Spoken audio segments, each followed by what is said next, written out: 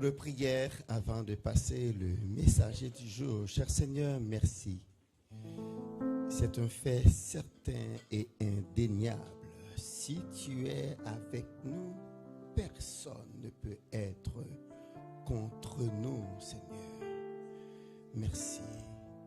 Merci de ce que, au milieu du danger, si tu es avec nous, rien ne peut nous atteindre. Et nous avons l'exemple de Daniel. Tu étais avec Daniel. Et même dans la fosse aux lions, les lions ne pouvaient l'attaquer parce que tu étais pour lui. Papa, nous te prions de nous donner cette assurance ce matin. Car probablement certains d'entre nous traversent des moments difficiles.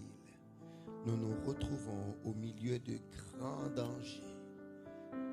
Des vies sont menacées. Des familles sont menacées.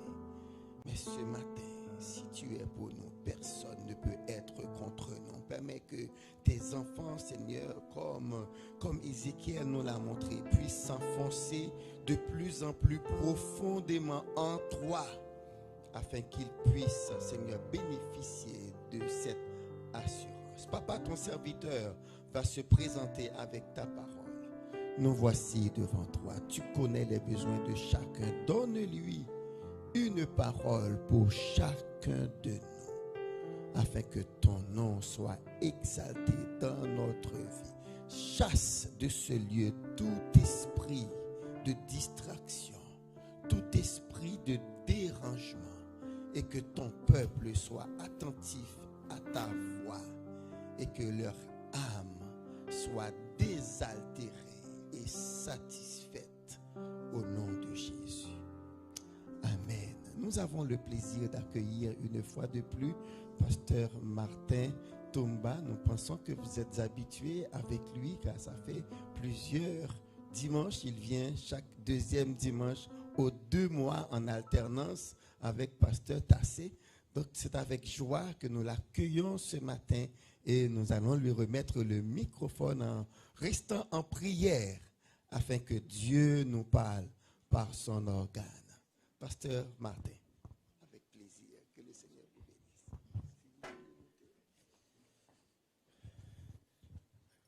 Alléluia, amen.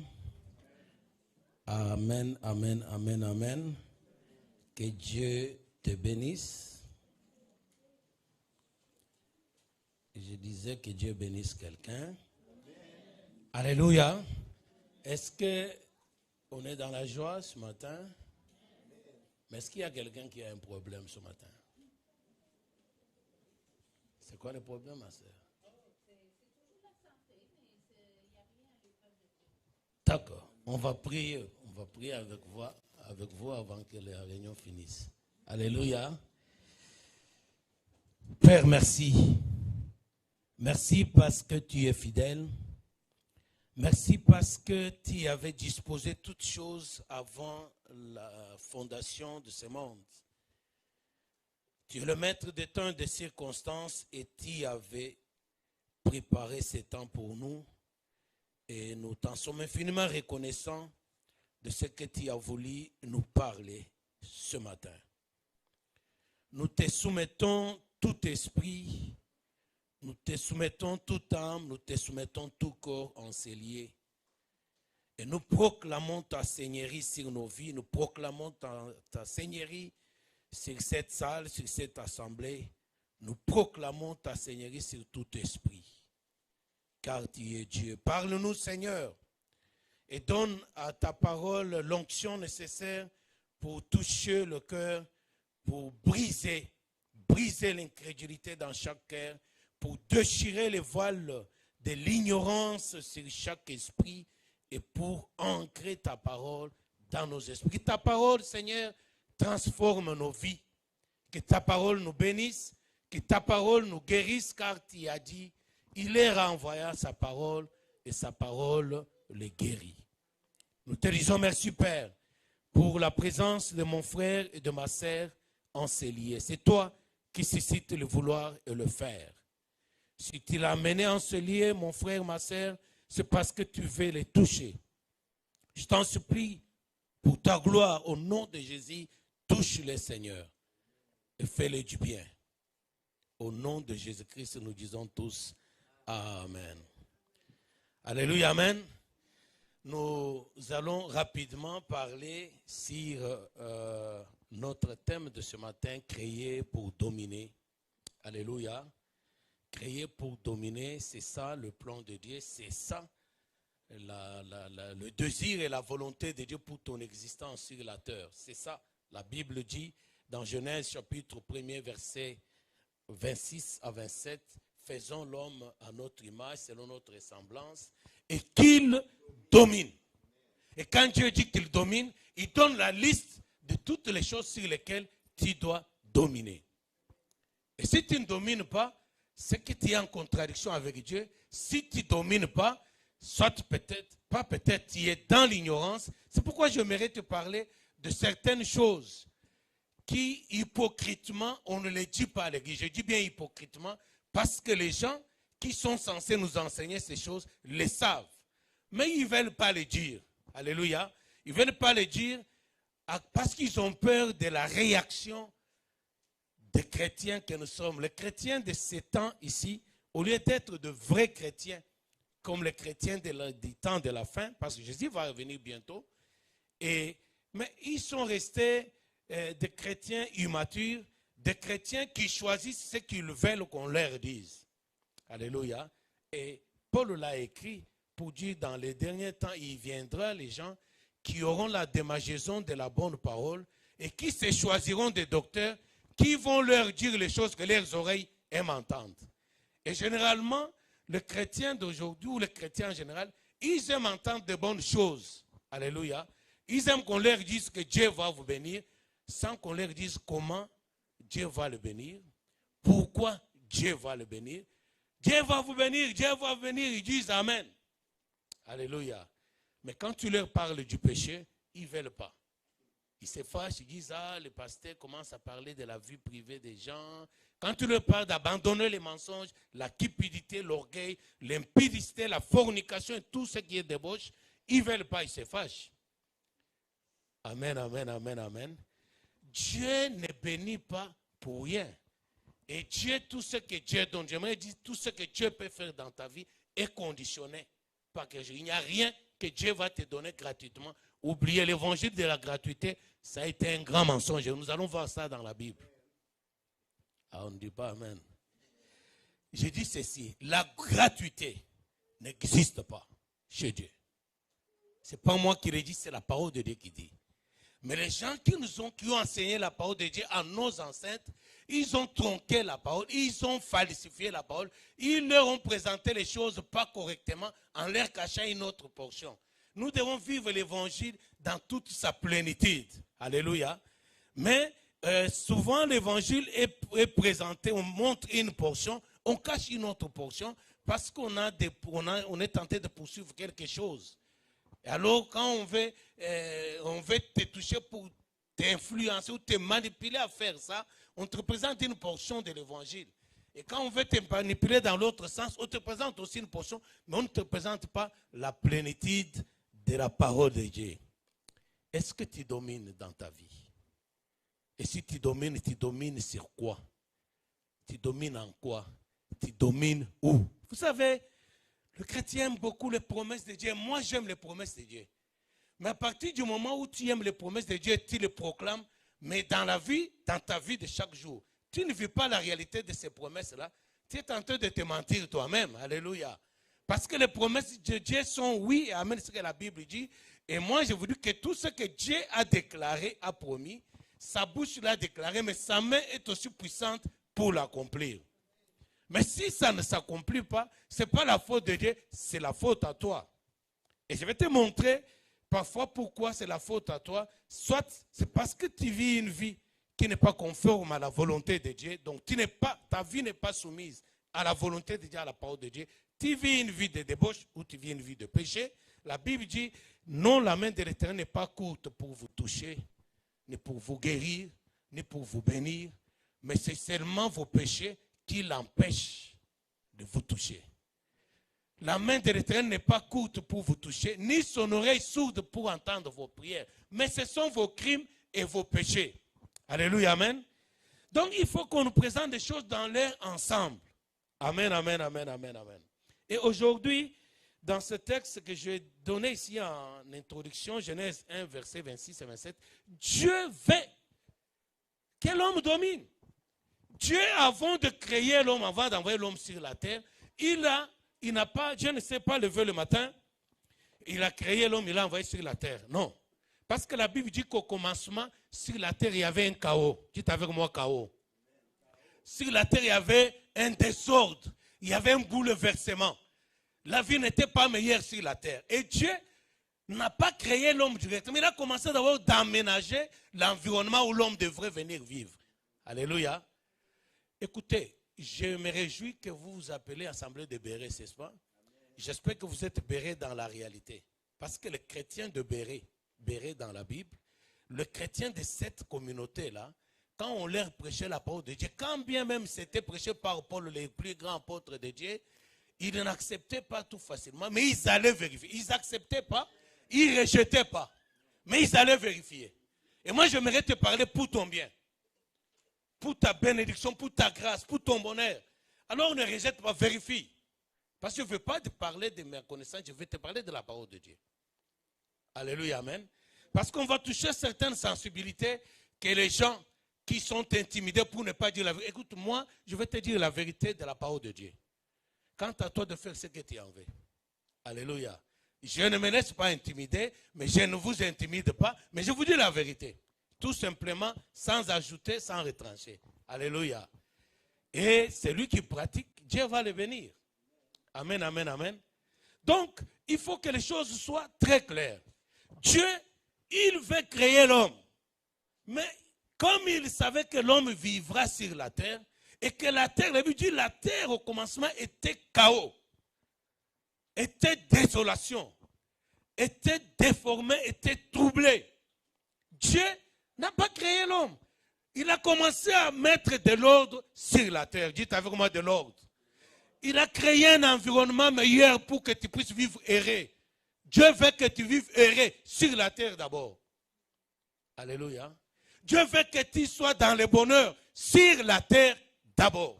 Écoutez, l'évangile où on nous présente que notre bonheur c'est au ciel, sur la terre nous sommes des passagers, ça c'est un mensonge. Alléluia. Je pense que vous avez entendu des choses comme ça, non? Non, sur la terre nous sommes seulement des passagers, notre vie c'est au ciel. Écoutez bien aimé, au ciel on n'aura pas besoin de manger là-bas.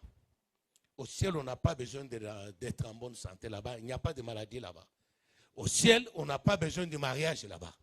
Au ciel, il n'y a pas de choses qui sont terrestres. Alléluia. Donc, tant que nous vivons sur la terre, nous avons des besoins qui sont des besoins naturels pour notre survie. Et Dieu prend soin de cela. Alléluia, amen. Dieu a conscience que tu as besoin d'être en bonne santé. Dieu a conscience que tu as besoin de la nourriture. Dieu a conscience que tu vis sur la terre. Il y a des besoins primaires qui doivent être ton partage de chaque jour. Et Dieu te fait dans le bonheur. Alléluia. Mais vous savez, nos ancêtres, nos grands-parents, je vous parle, moi je suis africain, je vous dis des choses qui sont vraies. Pendant l'époque coloniale, du temps du colonialisme, quand les colons ont colonisé certains pays en Afrique, ils n'étaient pas venus, ils étaient venus avec des missionnaires, soi-disant missionnaires, des prêtres. Alléluia. Je ne veux pas citer la région, mais des prêtres. Ce prêtre-là, quand ils sont venus, ils ont enseigné nos ancêtres pour leur dire, heureux les pauvres en esprit, car ils retireront le ciel. Vous connaissez ce verset-là? Donc, soyez pauvres et vivez heureux, soyez pauvres. Soyez heureux dans la pauvreté. Réjouissez-vous de la pauvreté parce que c'est ce qui va vous donner accès au ciel. Et alors, nos ancêtres ont accumulé cela.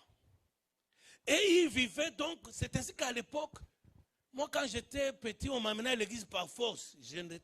Quand j'étais un enfant là, mes parents m'amenaient par force à l'église. Et quand j'allais à l'église, j'ai trouvé que les gens qui étaient à l'église, ils étaient toujours apparemment misérables. Ils n'avaient pas bonne mine. Ils étaient mal vêtus. Et puis, il se donne l'impression ce sont des anges. Tu as l'impression que c'est des anges. Ils marchent comme ça. Ils parlent doucement. Bonjour. Oh, sois béni. Alléluia. Parce qu'on leur avait dit, c'est comme ça que les gens vivent. Amen, amen, amen. Et on les enseignait ça matin, midi, soir. Errer les pauvres en esprit, car ils hériteront le ciel. Alléluia. L'héritage pour aller au ciel, on doit accepter Jésus-Christ comme son Seigneur Sauveur.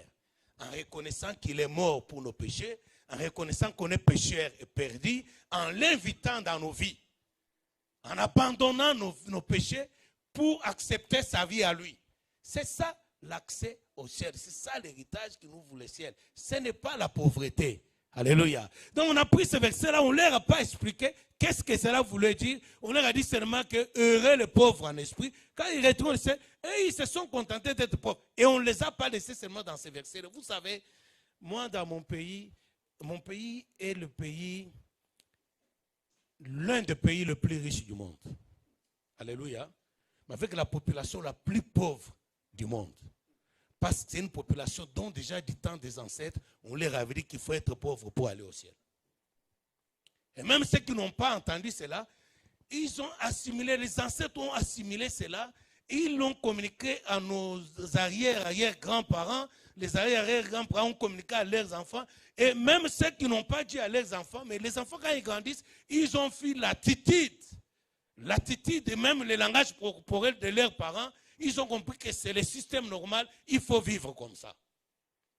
Alléluia.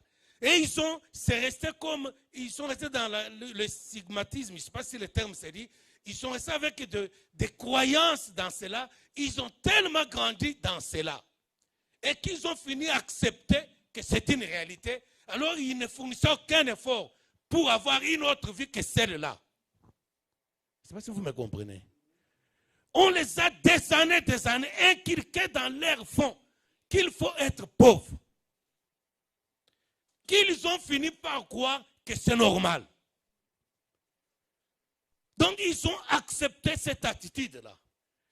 Et le fait d'accepter ça, ils n'ont pas fait ni l'effort pour comprendre autre chose qui leur a été caché, ni pour refuser cette situation. Ils ont tous accepté que c'est normal. Quelqu'un dit Amen. Alors, on les a soumis dans la médiocrité. Mais en même temps, le même prêtre qui leur ont dit cela, je disais que mon pays, c'est l'un des pays les plus riches, si pas le premier le plus riche. Toutes les minéraux, dites vraiment toutes les minéraux qui existent dans le monde, ils sont d'abord en majorité dans mon pays, dans les sous-sols de mon pays. Toutes les minéraux, tout, sans exception. Le Congo. Alléluia. Tous les minéraux qui font l'existence de l'homme sur la terre, tout ce qu'il faut pour tout ce qui est nucléaire, c'est dans mon pays. C'est mon pays le premier producteur. Tout ce qu'il faut pour, vous avez les téléphones, vous aimez les téléphones, non? iPhone, Pro Max, tous ces gadgets-là. C'est fabriqué avec le minerai qu'on appelle coltan. Et mon pays est le premier producteur du coltan. Tout ce qui est télévision, placement, tout ça là, tout est fait avec du coltan. Tout ce qui est batterie, vous aimez les voitures électriques, non?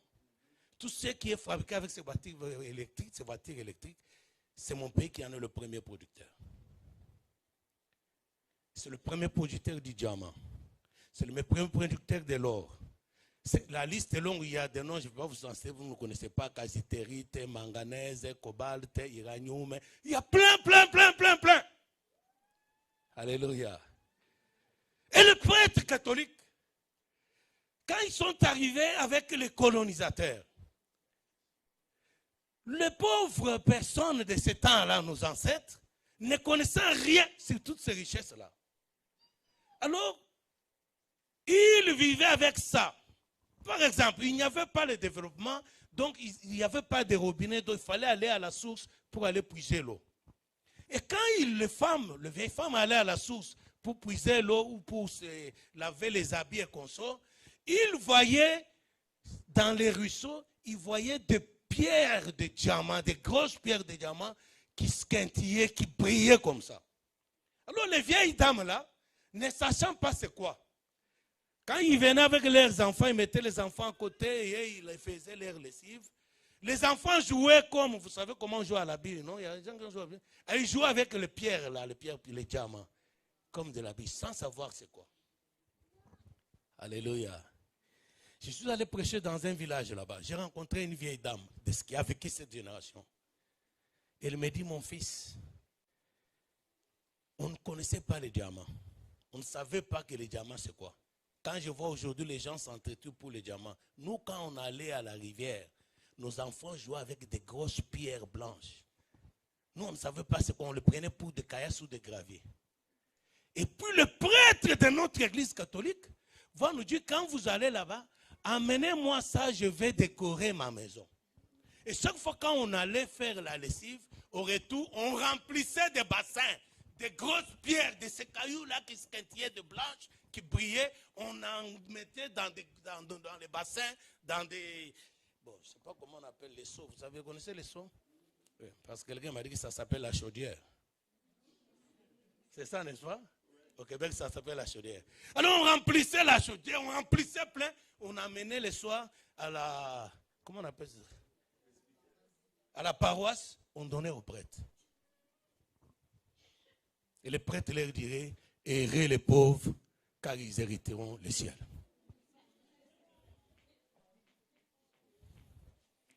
Est-ce que vous comprenez quelque chose? C'est dans la parole de Dieu. Hein? On tirait ça de la parole de Dieu, mais on les sortait de son contexte, on ne leur expliquait pas pourquoi. Mais eux, ils avaient un objectif, c'est de la sujetir dans la pauvreté. C'est ce qui lui tordait les critiques, qui disaient autre chose. On leur expliquait autrement pour les assujettir, pour leur imposer ce qu'ils voulaient qu'ils deviennent. Et nos ancêtres ont vécu comme ça. J'aimerais dire à quelqu'un, il suffit que tu ramasses une pierre de cette grandeur-là, tu es millionnaire. Mais eux, on leur ramenait des bassins, des grosses bassins. C'était plein, on les ramenait chaque soir, chaque jour. Alléluia. Et nos ancêtres ont grandi avec ça. Ils ont élevé leurs enfants avec ça. Les enfants ont élevé leurs enfants ici de génération en génération, à tel point que c'est devenu un système normal. On les a tellement maintenus dans la médiocrité qu'ils ont finalement accepté que la médiocrité c'est leur nature. Alléluia. Alors à tel point que même dans notre génération, quand bien même on est en train de... Le monde a évolué, mais toujours on est resté avec une arrière-pensée qui ne nous pousse pas à assimiler, à comprendre à quoi que je peux aussi être au sommet. On accepte, même quand on fait des projets, on fait des petits projets. Alléluia. Vous parlez avec les gens, vous entendez qu'ils ont des petits projets. Quand vous parlez avec ceux qui vont aux études, ils ne passent même pas aller au sommet, plus haut que les études. Plus haut là-bas. Ils ont des projets. Moi, je vais être préposé aux bénéficiaires. Moi, je vais être infirmier auxiliaire. Mais tu peux aussi être médecin. Est-ce que quelqu'un dit Amen? Pourquoi pas médecin? Mais tu peux être chef de l'État, pourquoi pas? Écoutez, frère, l'évangile, quand on coupe une portion, ce n'est pas l'évangile, c'est le mensonge. Et vous dire la vérité, c'est bien, vaut mieux dire à quelqu'un la vérité, même si la vérité le blesse, mais au moins il est en confrontation avec la vérité. Au lieu de flatter les gens avec les mensonges. Écoutez, le diable comprenant cela, je veux qu'on rentre dans les Écritures. Nous allons lire Ecclésiaste chapitre 10, versets 6 à 7. Le temps file vite. C'est un enseignement, j'ai cherché à les condenser parce que Dieu m'a mis à cœur de parler à quelqu'un de ça. Une personne est ici qui a besoin de bien écouter ça. Et je suis convaincu que Dieu veut que quelqu'un écoute ça. Pourquoi j'ai dit cela? Parce que la nuit, pendant que je dormais sur mon lit en train de prier, le sommeil m'a pris. Et un démon géant est venu m'étrangler dans mon sommeil. C'est pour m'empêcher que je ne sois pas ici. Et crieusement, j'ai crié, j'ai sursauté en train de crier. J'ai regardé la montre, c'était 3 heures du matin. Je suis sorti, j'ai regardé la chambre des enfants, j'ai regardé. Tout le monde ronflait. Je me dis, mais comment ils n'ont pas entendu les cris que je criais là? Alléluia. Alors nous allons parler de ça. Que les diables, qu'ils veulent ou pas, nous en parlerons. Amen, amen, amen. Écoutez bien, Ecclésiaste est écrit par Salomon.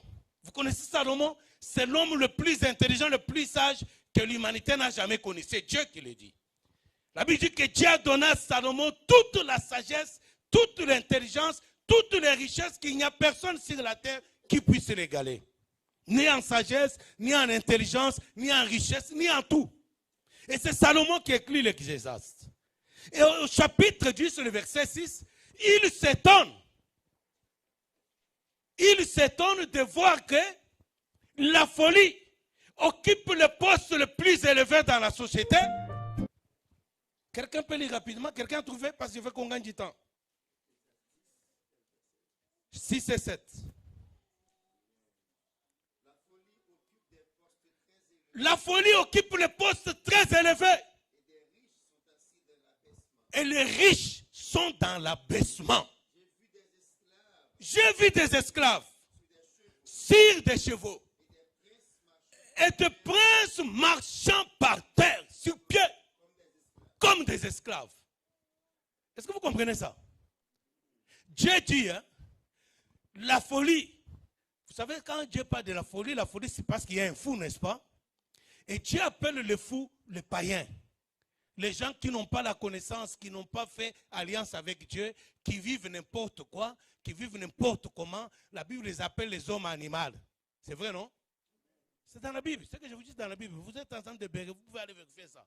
Et ce que vous ne comprenez pas, de venir la semaine demander votre pasteur qu'il vous vérifie ça. Dieu dit ceci. Celui qui ne connaît pas Jésus-Christ, celui qui n'a pas donné sa vie à Christ, c'est un homme animal. Nous sommes d'accord, n'est-ce pas? Mais quand un homme animal dirige un pays, la Bible dit, c'est Dieu qui dit, il dit qu'il a trouvé ça bizarre. La folie occupe le poste le plus élevé. Et qui, pasteur? Et des riches sont dans l'abaissement. Donc, ceux qui devraient être au sommet sont en bas. Et celui qui devrait être en bas, lui, c'est celui qui occupe le sommet, qui domine. Parce qu'est riche, ce n'est pas seulement qu'il y a beaucoup de maisons, beaucoup de voitures. Est riche, c'est celui qui a Jésus-Christ en lui. Celui qui a accepté Jésus-Christ comme Seigneur et Sauveur. Mais j'aimerais te dire ceci. Avoir Christ en toi et vivre dans la pauvreté, ce n'est pas la volonté de Dieu aussi. Est-ce que quelqu'un me comprend? Je dis ceci. Quand la Bible parle de la richesse, ce n'est pas seulement de l'argent, ce n'est pas seulement des voitures et de maisons. C'est plus grand que ça. Pourquoi je dis cela? Un jour, c'est ici, à Montréal ici, j'ai reçu une sœur de l'église qui était grosse et sa grossesse était rendue au 6e ou 7e mois. Un jour, elle est allée voir le gynécologue, voir comme il faut, les femmes vont en visite, je ne sais pas comment ils appellent ça. Et puis on va faire la radio, on va voir que l'enfant est mal positionné dans le ventre. Et le médecin va lui dire, ma sœur, c'est très grave, l'enfant est mal positionné. Tu ne peux pas enfanter comme ça, sinon tu peux mourir à l'accouchement. Il faut qu'on puisse forcer l'accouchement et sortir le bébé de 7 mois et le faire grandir dans la machine. Comment on appelle ça? Dans la couveuse. Alléluia. Et la sœur était très triste. Elle est venue me voir au bureau à l'église. Elle me dit, pasteur, ça ne va pas, elle pleurait. Voilà ce que les médecins m'ont dit. Alléluia. J'ai dit à la sœur, écoutez-moi ma sœur, si l'enfant devrait être dans telle position et que l'enfant a choisi, je ne sais pas pour quelle raison, de tourner, de prendre une mauvaise position et que la science dit qu'il n'y a pas une autre solution, il faut provoquer l'enfantement et prendre le petit, comment on les appelle, le prématuré, mettre dans la machine. Ce n'est pas la volonté de Dieu. Alors je dis à la sœur, tu as un choix. Soit c'est de croire dans ce que la science ou les médecins ont dit, soit c'est de croire dans ce que la parole de Dieu dit. Alors si tu fais confiance à Dieu, je vais prier. Puisque l'enfant de lui-même a tourné et changé de position, je vais ordonner à l'enfant, au nom de Jésus, de tourner, de reprendre la bonne position. Est-ce que quelqu'un m'écoute? Je ne vous parle pas d'un songe, je vous parle d'une réalité. La sœur a dit, on va prier. Je pointais les doigts sur le ventre de la sœur. Je dis, petit enfant, au nom de Jésus, je t'ordonne maintenant de tourner, de rentrer dans une bonne position. Au nom de Jésus-Christ. Je dis Amen. Je dis à la sœur, c'est fini. Va dire au médecin que tu ne vas pas accepter de provoquer l'accouchement. Elle est allée voir le médecin.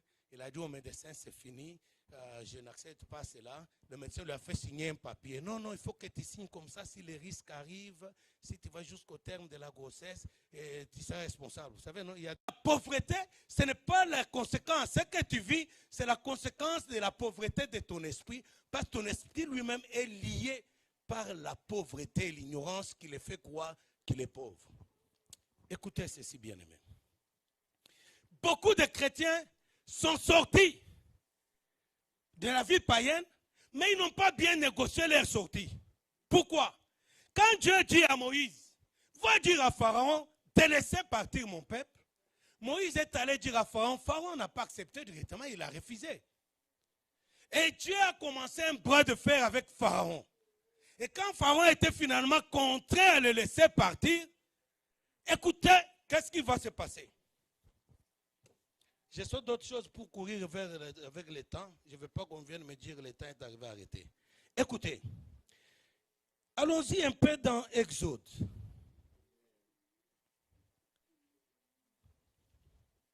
Exode chapitre 10.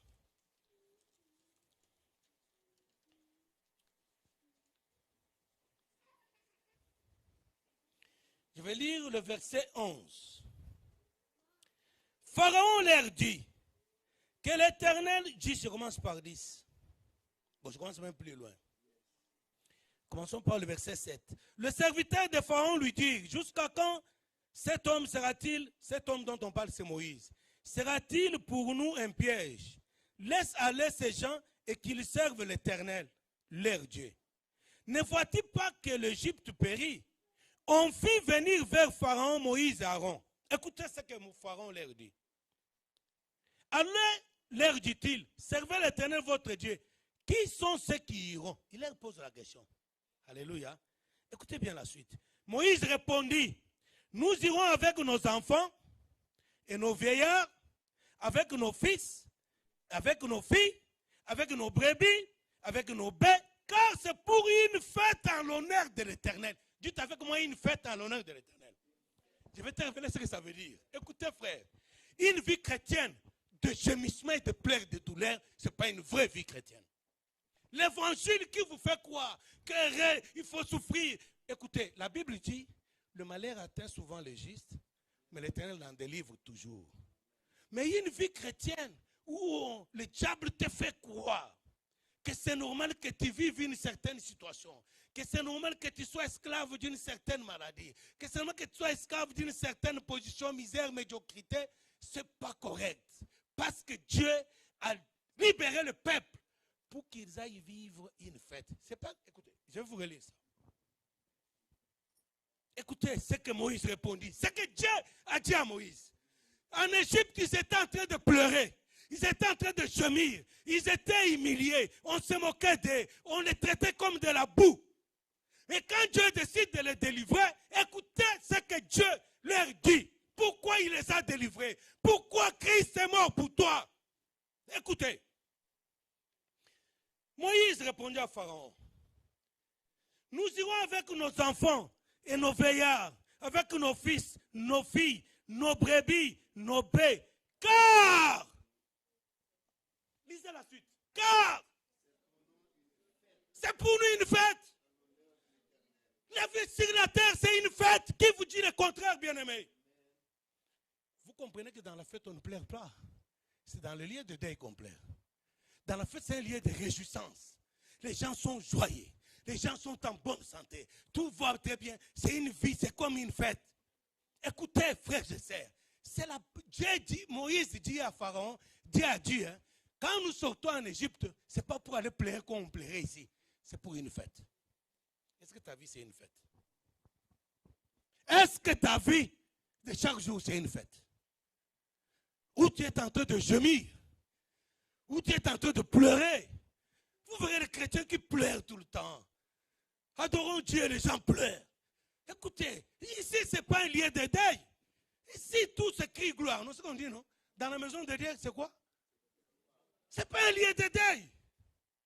Mais parce que l'ignorance, la Bible dit, mon peuple périt, faute de connaissance. Écoutez la suite. Verset 10. Pharaon leur dit Que l'Éternel soit avec vous. Tout comme je vais vous laisser aller, vous et vos enfants, prenez garde, car le malheur est devant vous. Mais écoutez, après, il s'est ressaisi Pharaon. Il dit au verset 11, non. Allez-vous les hommes. Alléluia. Allez-vous les hommes. Laissez les femmes et les enfants. Alléluia. Vous comprenez pourquoi les gens gênent pour le mariage. Hein? Il y a des femmes qui font des jeûnes et prières pour le mariage. Mais Dieu a dit, il ne faut pas que l'homme soit seul. Faisons-nous lui une aide semblable. Alléluia, amen. Et la Bible dit que chaque homme ait sa femme et que chaque femme ait son mari. Pourquoi les femmes devraient gêner pour avoir le mariage? Parce que Pharaon avait dit, hein, les hommes partaient. Laissez vos femmes. Alléluia. Est-ce que tu as bien négocié ta sortie? Quand tu étais païen là, tu as accepté Jésus-Christ, c'est bien. Mais après, tu as fait quoi? Tu penses que comme ça, là, tu peux passer des années comme païen? J'aimerais dire à quelqu'un, tout païen, toute personne qui n'est pas avec Christ, il est avec le diable. Même si tu ne le savais pas. Tout le temps que tu as passé sans Christ, tu étais au service du diable. Tu étais esclave du diable. Et l'évangile de Jésus-Christ est venu vers toi. Ça t'a touché. Ça a contraint le diable de te laisser partir. Mais comment as-tu négocié ta sortie? Est-ce que quelqu'un m'écoute? Écoutez comment Moïse va négocier. Parce qu'aujourd'hui, c'est pourquoi beaucoup de chrétiens ont besoin d'être délivrés. Parce qu'ils n'ont pas bien négocié. Il y a des hommes qui ont laissé les femmes. Il y a les femmes qui ont laissé les enfants. Moïse leur dit, sortez, laissez les femmes et les enfants. Et vous vous étonnez qu'il n'y a pas mariage. Et vous vous étonnez qu'il n'y a pas enfantement. Et vous vous étonnez qu'il y a stérilité. Mais comment as-tu négocié la sortie? Écoutez la réponse de Moïse. Pharaon va leur dire ça et va les chasser. Nous allons au verset 21, Exode 10. L'Éternel Dieu à Moïse, étend ta main vers le ciel et qu'il y ait des ténèbres sur le pays d'Égypte et que l'on puisse les toucher. Verset 22, Moïse le fait, je vais aller plus vite. Lisons le verset 24. Pharaon appela Moïse et dit, allez servir l'Éternel. Il n'y aura que vos brebis et vos bœufs qui vont rester. Vos enfants pourront aller avec vous. Vous comprenez la suite de ces négociations. D'abord, Pharaon dit, je vais laisser seulement les hommes. Je vais garder comme esclaves les femmes. Ou quand il n'y a pas femme, il n'y a pas mariage, n'est-ce pas? Ou s'il y a mariage, il y a mariage homosexuel. Dites avec moi homosexuel. C'est vrai, n'est-ce pas? Parce qu'il n'y a pas femme, on va avoir un mariage. Vous, les hommes, partez, laissez vos femmes et vos enfants. Donc, partez comme ça, restez célibataires. Et quand vous aurez des besoins liés au sexe, allez, vous pouvez vous marier entre hommes et hommes et vous serez sans enfants. Quelqu'un dit avec moi sans enfants. Ça n'a pas commencé aujourd'hui, ça a commencé là-bas. Moïse refuse et Pharaon les chasse. Quand Pharaon va les chasser, Dieu va frapper encore l'Égypte. Pharaon fatigué, il appelle encore Moïse. Il dit, ok, c'est bon. Maintenant, allez avec vos femmes et vos enfants. Mais, laissez vos brebis. Quelqu'un dit avec moi l'argent. Alléluia. Laissez vos brebis. Donc laissez vos avoirs. Allez-y pauvres. Allez servir votre Dieu dans la pauvreté. J'aimerais qu'on parle de l'argent, mais malheureusement, je finis à quelle heure? Je suis encore dans l'introduction, mais on a déjà fini. Bon, faites pression sur lui pour que je revienne dimanche prochain. Écoutez, j'aimerais dire à quelqu'un, Dieu n'est pas un Dieu de pauvreté. Dieu n'est pas pauvre. Croyez si vous voulez, mais moi je vous montre dans la Bible. Moi je lis dans la Bible. Et moi, je refuse la pauvreté. Et moi, je maudis la pauvreté. Parce que Dieu n'est pas pauvre. Est-ce que quelqu'un ne dit pas amen? Ok, bon. Si vous voulez aller dans le ciel comme mes ancêtres, errer les pauvres, soyez errés. Moi, je n'accepte pas ça. Écoutez ce que Moïse dit. Verset 26. Nos troupeaux iront avec nous. Et il ne restera pas un ongle. Car c'est là ce que nous prendrons pour servir notre Dieu. Jusqu'à ce que nous soyons arrivés.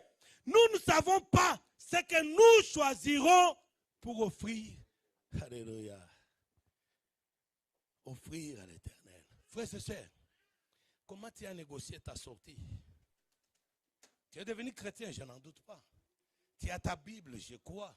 Tu pries, c'est sûr. Tu gênes, c'est bien. Tu chantes, c'est bien. Tu prêches, c'est bien. Tu es pauvre ou riche? C'est ça la vérité. Et aujourd'hui, les hommes de Dieu ne veulent pas toucher à ça. Parce qu'il y a des faux qui leur ont dit que l'évangile de la prospérité, c'est diabolique. Ils ont peut-être raison. Mais là, ils n'ont pas raison. Ils devraient aussi dire l'évangile de la pauvreté, c'est diabolique. Ça, ils n'ont pas dit. Quand on te dit l'évangile de la prospérité, c'est diabolique, c'est-à-dire que tu n'as pas d'alternative que d'accepter l'évangile de la pauvreté. Ils auraient pu nous dire l'évangile de la prospérité, c'est diabolique. Mais l'évangile de la pauvreté aussi, elle est plus diabolique que celle de la prospérité. Quelqu'un dit amen. Parce que nous avons besoin du plein évangile, pas d'une portion. Alors quand on te parle de la prospérité par les voleurs, parce qu'ils veulent te manipuler pour que tu leur donnes leur argent, il y a des pasteurs comme ça, qui font ça pour manipuler et se procurer vos biens. Moi, je vous dis la vérité dans toute sa plénitude. Quelqu'un dit amen. Ce n'est pas parce qu'un pasteur escroc a utilisé une portion des Écritures qui parle de la richesse et à la fin il a demandé les biens des gens que c'est faux. Non. Lisons la Bible dans toute sa plénitude. Moïse dit à Pharaon, nous devons partir avec tous nos biens. Bien-aimé, la première chose que tu dois savoir, Dieu n'aime pas la pauvreté. Dieu ne te veut pas pauvre. Dieu ne te voit pas pauvre. Si tu ne crois pas, Actes des Apôtres, chapitre 4, rapidement. Actes des Apôtres, chapitre 4, verset 32 et 37. Vous allez aller lire cela. Bon, je voulais pas très bon que je suis certaines choses. Donc c'est fini, pasteur, c'est ça? Je ne suis que dans l'introduction. Bon, ce n'est pas ma faute, c'est la faute à votre organisation. Écoutez, Actes des Apôtres, chapitre 4, verset 32 à 37. J'ai lu au nom de Jésus. La Bible dit ceci, la multitude de ceux qui avaient cru n'était qu'un cœur et qu'une âme. Nul ne disait que ces biens lui appartinssent en propre, mais tout était commun entre eux. Les apôtres rendaient avec beaucoup de force témoignage de la résurrection du Seigneur Jésus. Et une grande grâce reposait sur eux tous. Car, quelqu'un peut lire la suite. Il y avait parmi eux aucun pauvre. Il y avait parmi eux aucun pauvre.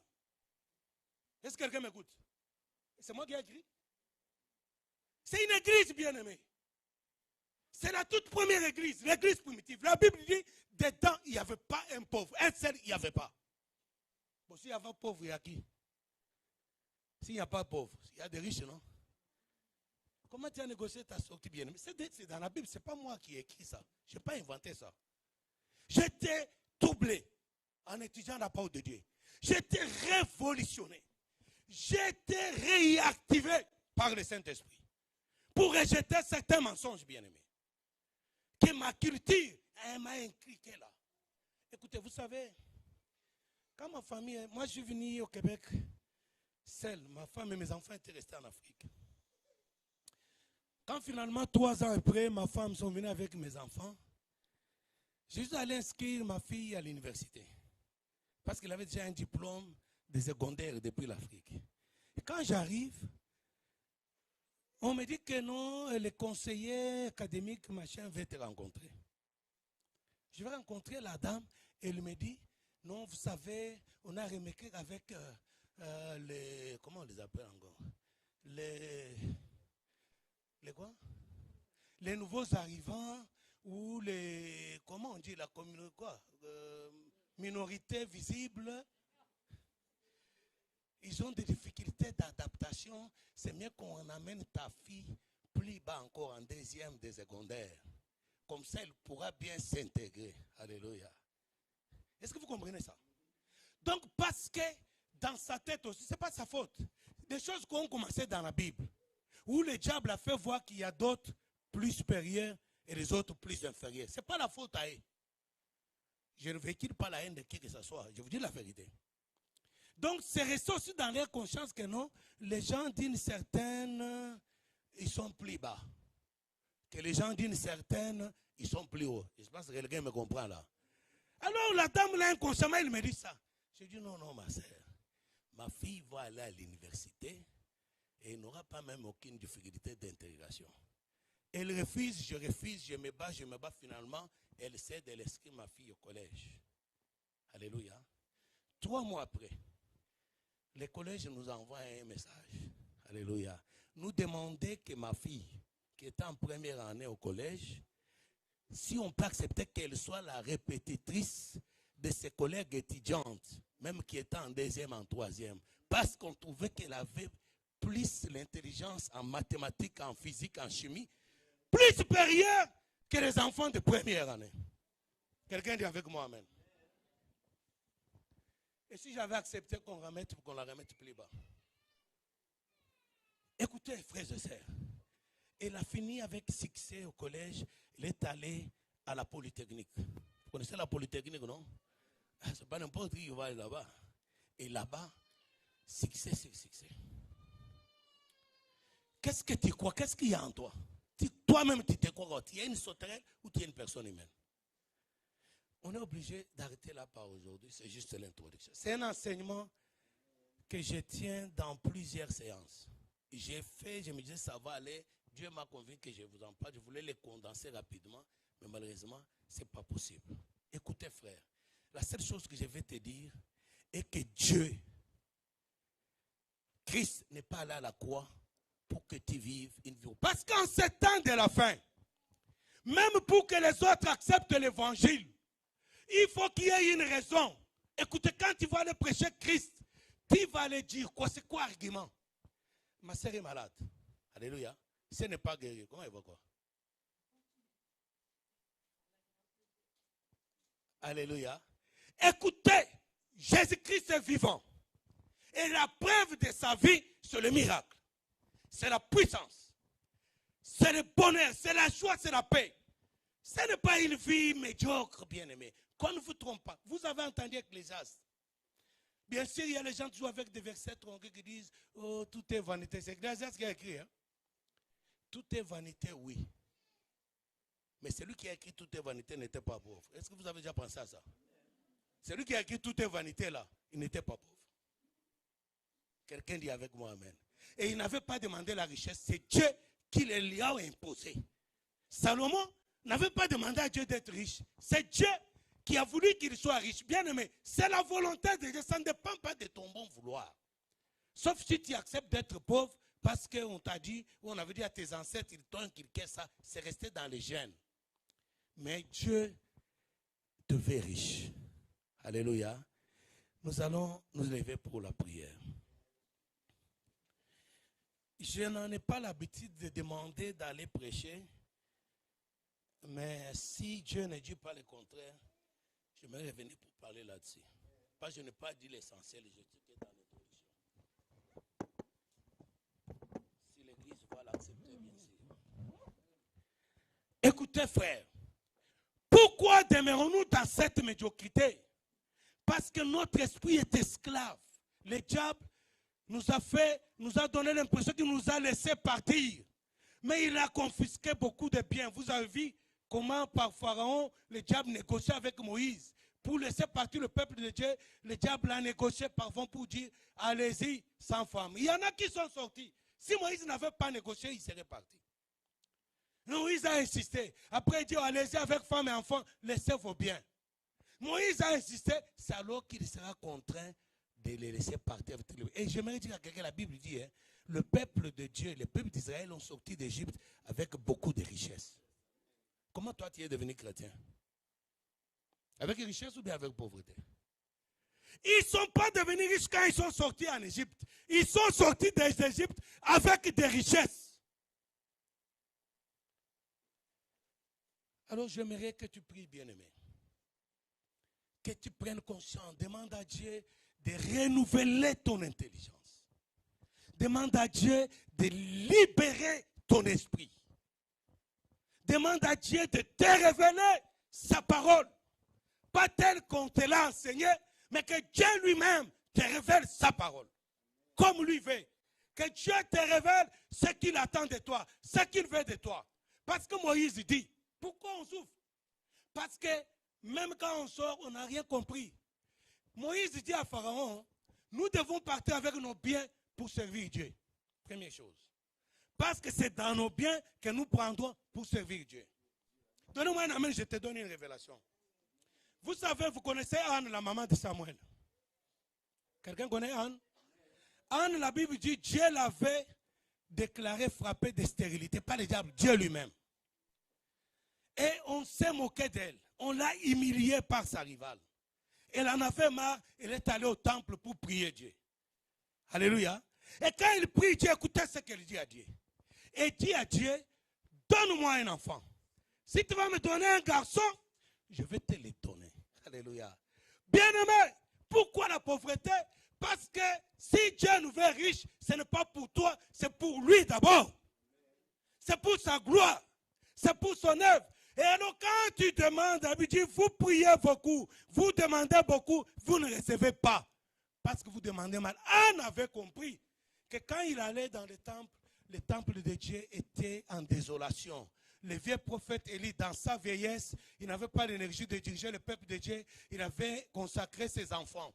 Et ses enfants faisaient beaucoup de désordre. Ils couchaient avec les femmes dans les temples. Ils volaient les offrandes dans les temples. Et Dieu était en colère. Et Dieu s'était retiré de cette famille qui dirigeait l'église de ce temps-là. Et on a compris que Dieu a un besoin. Quelqu'un dit avec moi un besoin.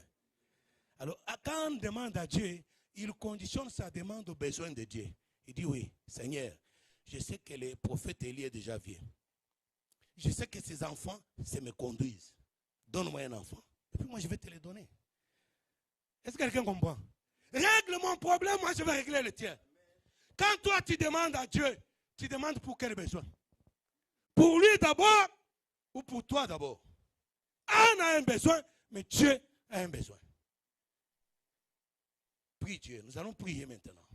Demande à Dieu de libérer ton esprit, de délivrer ton esprit de la médiocrité.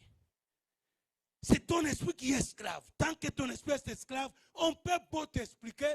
Tu vas aller chercher les anciens diables infiltrés par nous qui racontent des histoires. Non, la dîme c'est démoniaque. Non, ceci c'est démoniaque. Non, il n'y a rien de démoniaque dans la parole de Dieu. Mais c'est notre esprit. Mon peuple périt faute de connaissance. Pendant que je parle, vous pouvez prier, bien-aimé.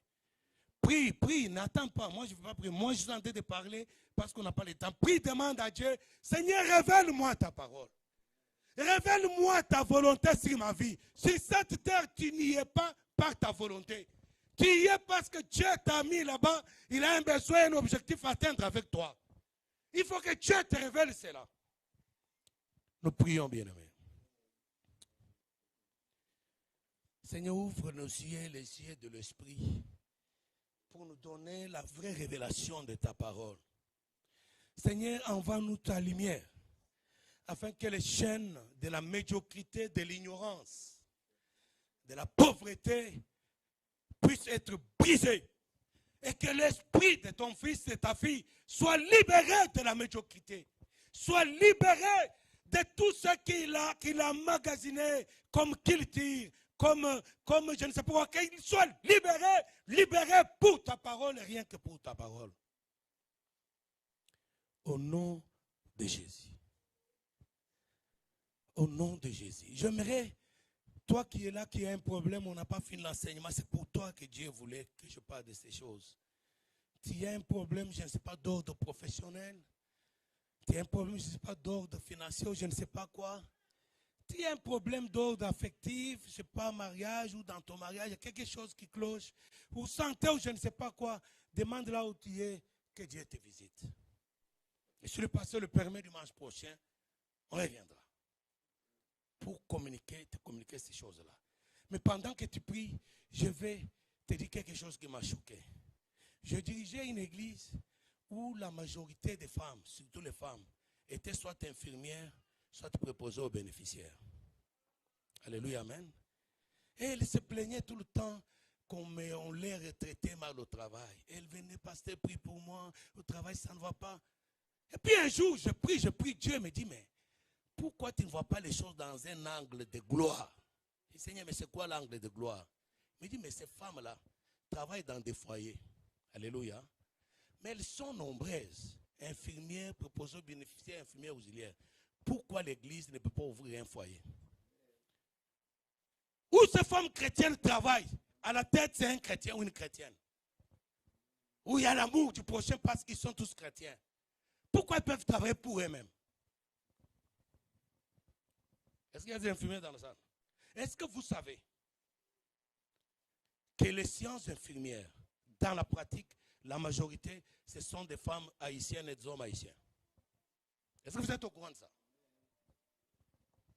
Mais écoutez, et la majorité de ces gens-là sont chrétiens. Pourquoi les églises ne peuvent pas ouvrir des polycliniques? Pourquoi les églises ne peuvent pas ouvrir des hommes, des maisons de veillard, des personnes de troisième âge? Pourquoi? Pour engager nos sœurs. Et qu'ils soient sous l'autorité spirituelle et qu'ils soient bien ou qu'elles soient bien traitées. Au lieu qu'elles gémissent parce qu'il y a un fou à la tête. Nous avons lu Ecclésiaste, qui s'inquiétait qu'au sommet il y a des fous. Et des riches sont en bas. Parce que les riches, c'est nous qui avons Christ en nous. Ce n'est pas des riches par rapport à l'argent. C'est des riches par rapport à celui qui est en nous. Et Dieu s'inquiète que les riches sont en l'abaissement et les pauvres dans la folie dominent. Et il maltraite les infirmières parce que le chef là-bas, c'est un païen, il ne connaît pas Dieu. Peut-être même c'est un occultiste. Le diable l'inspire pour t'humilier. Mais combien vous êtes les infirmières dans les églises? Pourquoi les églises ne peuvent pas ouvrir ces maisons-là? Et vous engager. Et vous aurez votre chef qui est chrétienne elle-même. Prions Dieu. Prions ensemble. Cher Seigneur, merci. Nous bénissons ton nom. Nous glorifions, Papa, et nous t'exaltons dans le nom de Jésus. Merci pour ta parole. Merci pour ton serviteur. Merci pour ces paroles que nous avons entendues et qui sont dans la Bible. Et merci de ce que tu vas faire de grandes choses au milieu de ton peuple. Et merci, Papa, de ce que tu vas relever ton peuple. Merci, Seigneur, de ce que tu vas ouvrir l'esprit de beaucoup d'entre nous. Papa, d'avoir un esprit entrepreneurial, que nous puissions avoir cet esprit-là, que nous puissions penser à des choses que nous pouvons avoir, que nous puissions penser, Seigneur, à des institutions, que l'Église peut ouvrir, que nous puissions penser, Seigneur, à des services que l'Église peut donner et que, Papa, ton peuple, Seigneur, puisse avoir sa place dans cette société. Et que nous soyons en mesure non seulement de prêcher la parole, mais aussi d'offrir des services et créer de la richesse dans la communauté évangélique. Que ton nom soit béni au nom de Jésus-Christ. Et l'Église dit Amen.